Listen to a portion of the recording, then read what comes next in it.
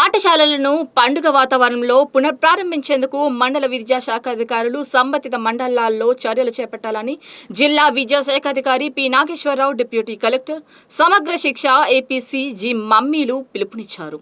Mummidivaram AIIMS కళాశాలలో మండల విద్యాశాఖ అధికారులు వైటీ సిబ్బందితో సమీక్ష సమావేశాన్ని నిర్వహించారు. ఈ సందర్భంగా డిఈఓ నాగేశ్వరరావు, ఏపీసీ మమ్మీలు మాట్లాడుతూ ప్రభుత్వ పాఠశాలలు శుక్రవారం పునఃప్రారంభమవుతున్న నేపథ్యంలో పాఠశాలలను మామిడి తోరణాలు, రంగురంగుల జెండాలతో పాఠశాలల ముఖద్వారాలను అలంకరణ చేయాలన్నారు. పాఠశాలలకు చిన్నారులను తీసుకొనొచ్చే తల్లిదండ్రులకు సాదరంగా స్వాగతించాలన్నారు.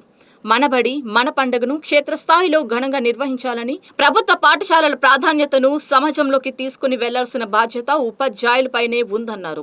ప్రభుత్వ పాఠశాలలపై నమ్మకాన్ని మరింత పెంచే విధంగా అవసరమైన అన్ని చర్యలు చేపట్టాలన్నారు.